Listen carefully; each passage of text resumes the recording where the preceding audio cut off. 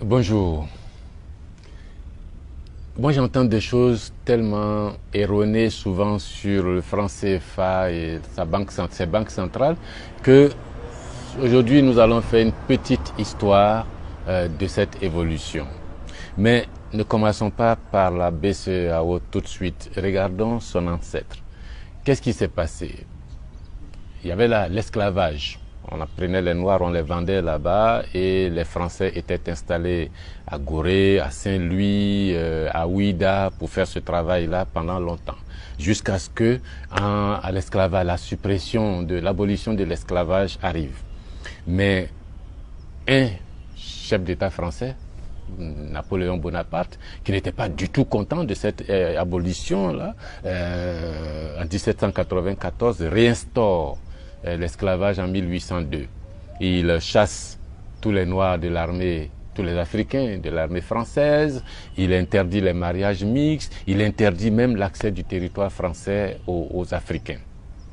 Et ça marche comme ça pendant quelques décennies, jusqu'à ce que en 1858, il y ait une nouvelle abolition de l'esclavage. Alors là, ce n'est plus Napoléon Bonaparte, mais bon, je crois que c'était un de ses cousins, lui, Napoléon Bonaparte. Alors là, les choses commencent à se gâter. Tous les esclavagistes, tous ceux qui avaient ce commerce des esclaves, tombent en faillite.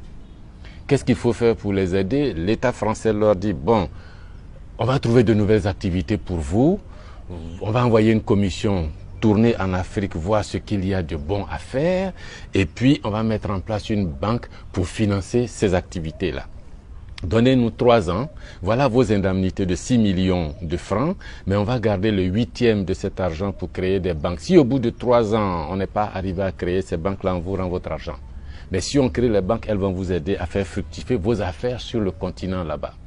Et puis, au bout de 2 ans, les banques coloniales sont créées avec ces branches des îles et ces branches sénégalaises. Et ce sont ces branches coloniales, ces banques coloniales qui vont financer toute la colonisation.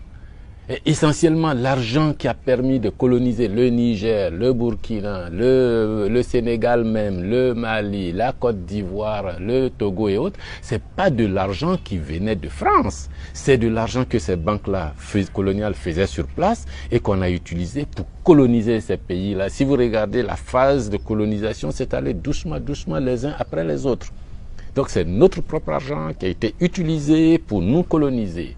Et puis, et De Gaulle, plus tard, enfin, pour arriver à De Gaulle, cet ancêtre-là de la banque coloniale va devenir la banque de l'Afrique occidentale et du Togo. Ensuite, va céder la place à l'Institut d'émission d'Afrique occidentale, qui elle-même va céder la place à la BCEAO en 1959. Donc, l'histoire-là, ce n'est pas notre affaire. C'est une affaire créée pour compenser la perte de l'esclavage. Nous nous sommes retrouvés là-dedans, non plus comme marchandises, mais comme utilisateurs de la monnaie. Mais ne croyez surtout pas que nous en sommes les propriétaires. Cette Banque centrale des États de l'Afrique de l'Ouest va être mise en place au lendemain du référendum de 1958, au moment de la mise en place de la communauté, et le président de la communauté, le général de Gaulle, est celui qui est désigné comme étant le seul capable de changer la parité du franc CFA. Avec libre circulation de cette monnaie dans les pays colonisés, avec transfert libre de capitaux entre ces différents pays, la mise en commun obligatoire des réserves de change, la parité fixe, et puis enfin toutes les règles que vous connaissez. Vous comprenez pourquoi chaque fois que nous parlons de parité du CFA, les Africains regardent tous à Paris en se disant, bon, Paris dit quoi? Mais ça ne vient pas des textes actuels, ça vient de l'esprit de ces textes, de leur origine. C'est le président français qui doit donner le là. S'il ne dit rien, rien ne se fera. Ce que je veux expliquer, c'est que cette monnaie CFA et sa banque centrale n'ont pas été créées pour nous. Ça a été créé pour les esclavagistes qui devaient avoir de nouvelles affaires sur le continent. Nous nous sommes retrouvés dedans en marchant.